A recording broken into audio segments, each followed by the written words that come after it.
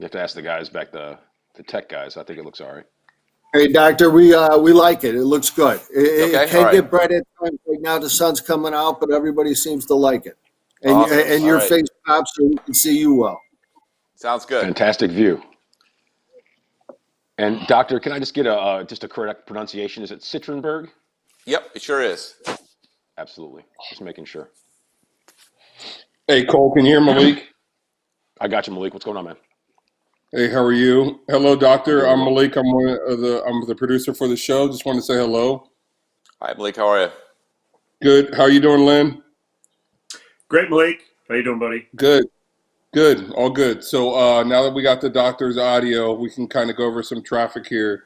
All right. Cole. I can't see anybody except for me. Am I supposed to be able to see the other Yep. people? Hey, can we give him the 3-shot, All please? right, There you we go. Perfect. Cole, do you have your read for the start of the B block?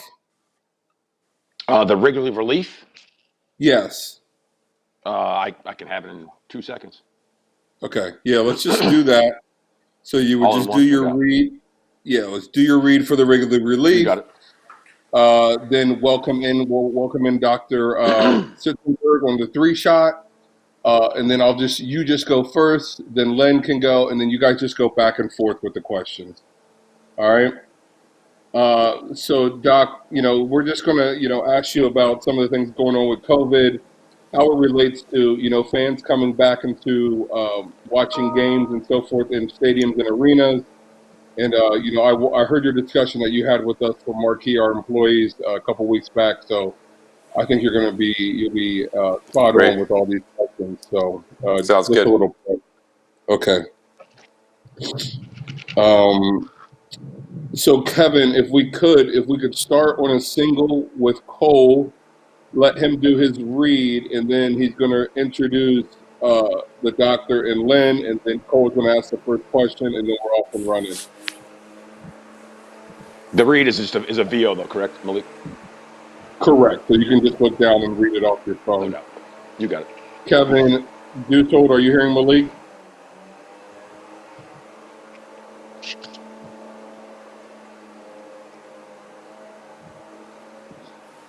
Hold on a second here, guys. We'll start shortly. Yeah. Yeah, we're hearing that. Is someone cutting grass near you, Cole? I don't know.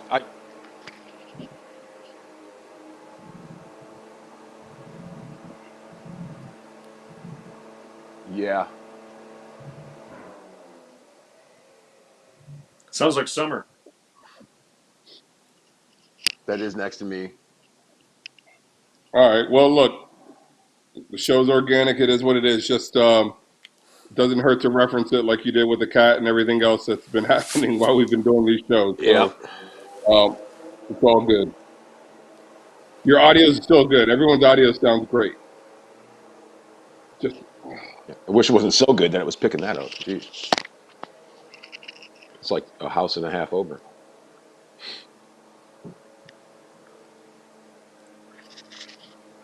hold on. I'm just trying to get a hold of our director, and we'll get started. Yep. Which teams are you in? Okay. So cool. I'm in it now, but are you hearing me on VMix? Okay.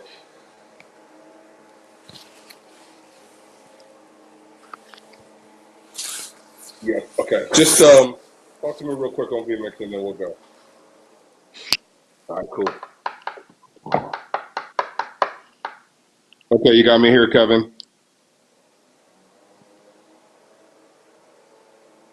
Yeah, I got you. Okay, cool. Yep, great. All right, so yep, just like you said, single.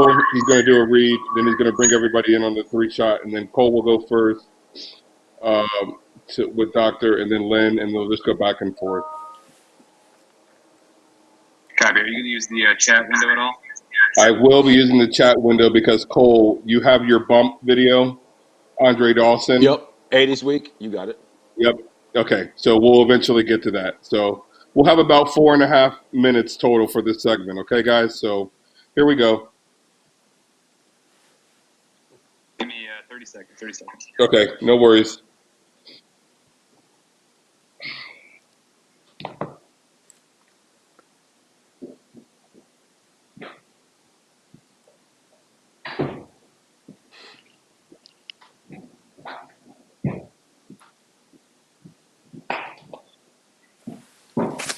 Okay.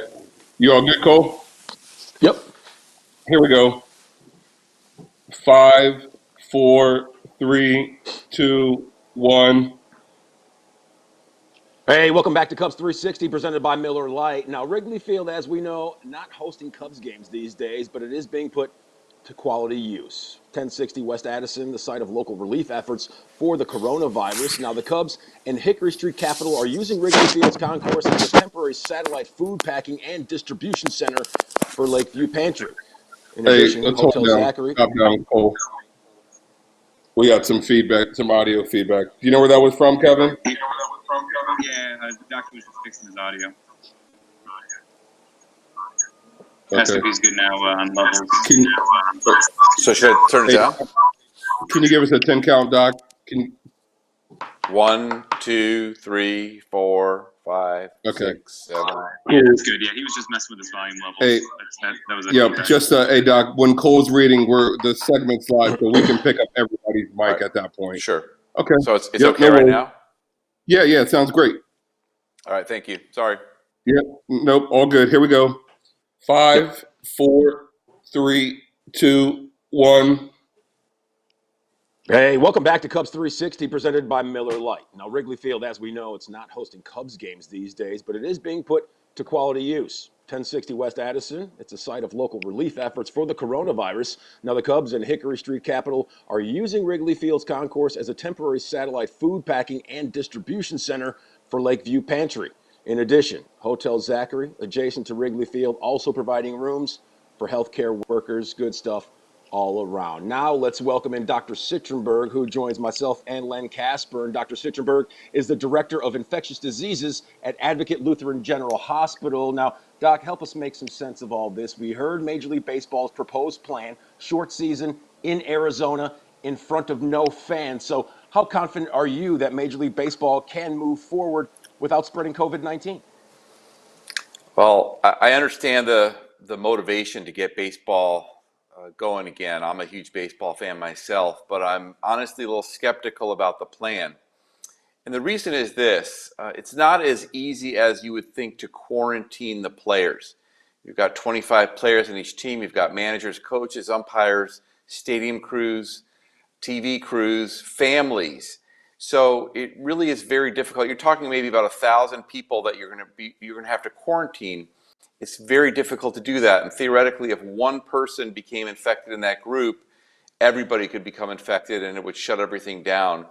So I don't think it's a realistic plan at this point. And what I like to tell people to urge is that I love sports. We all love sports, but sports are not nearly as important as the health of our population. And in order to get back into a place where we have sports, we have arenas that are filled, we have to have the disease under control. Because if we don't, we're at risk for having what we call a second wave, a resurgence of cases, which would be devastating. Dr. Robert Len Casper here. Thanks for joining us. I guess my question would be regarding a potential second or third wave. Is it of your opinion that those waves would depend on how we behave throughout the rest of the spring and into the summer and into the fall, or that even regardless of how we behave, that once the weather changes again in the fall, that we could be possibly facing another wave of this virus? Well, I think that's a great question. And I want to reiterate that we are making progress.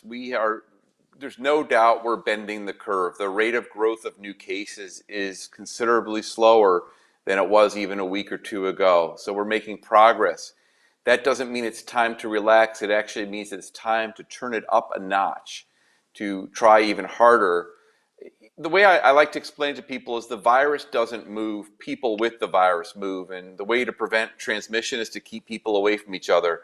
We've already made progress, but we have a lot more to go before we make enough progress so that we can re-enter society as we know it.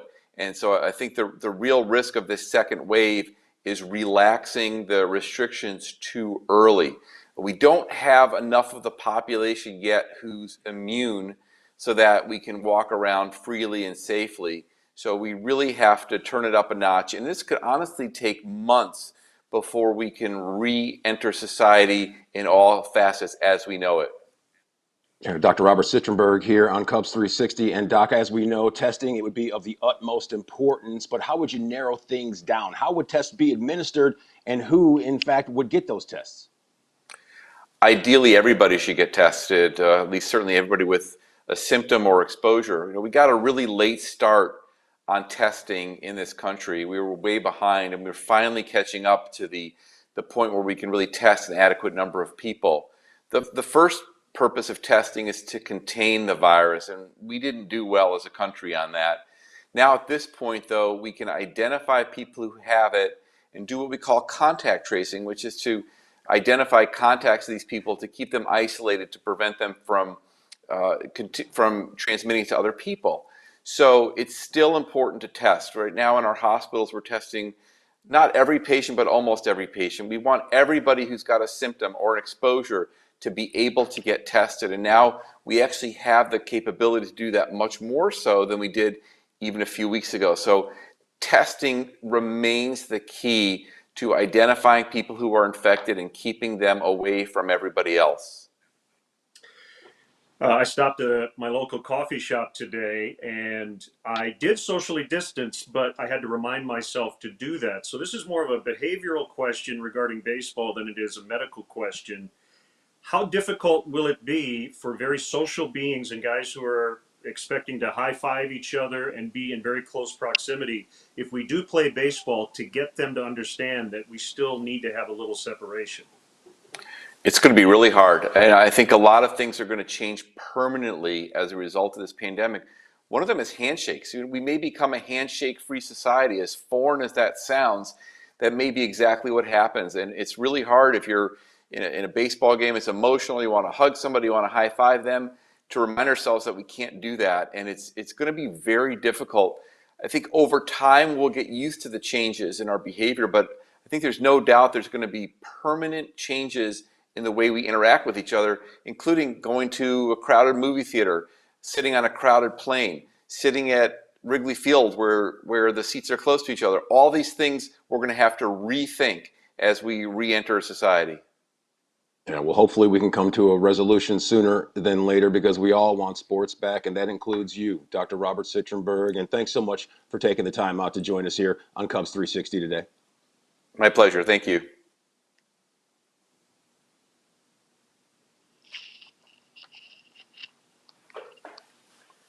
Great job, Doc. Thanks. That was awesome. Thanks. What's up, Doc? Have a good day, guys. You too. Thank you, sir.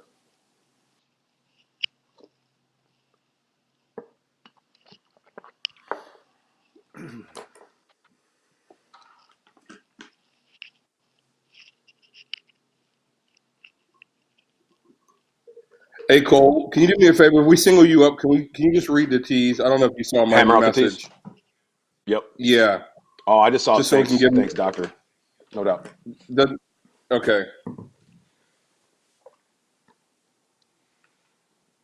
Go ahead. 3, 2, 1. Hey, still ahead. 80s week continues. And here's a quick question. Did Cooperstown get it wrong? Should Andre Dawson have entered the Hall as a Cub? We'll talk about that next, right here. You're watching Cubs 360, presented by Miller Lite.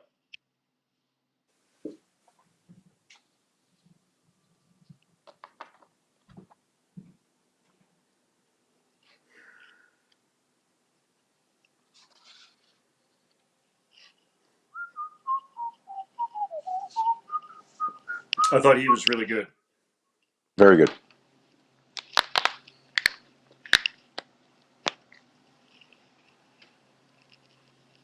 I mean, he pretty much just hit us with a harsh dose of reality. Yeah. I think the behavioral changes are going to be the hardest thing to accomplish, because all we do in our sport is shake hands and high five. That's all we do. I know.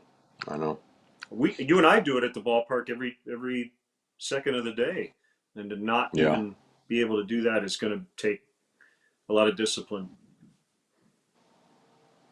I don't even know what I was doing the other day, but maybe I was just riding my bike up to 7-Eleven real quick. But I was thinking, like, Like think all the people that like Howie Mandel and all the people that got Oh, kind of always got kind of roasted for being germaphobes. Like now everybody's going to have to be a germaphobe. Like if yep, not, like you're going to get looked at like you're crazy. totally. There was a guy in the store. There was a guy and a girl in the store the other day without a mask on. And I remember I was just looking at him kind of like, how dare you? That's where we're at.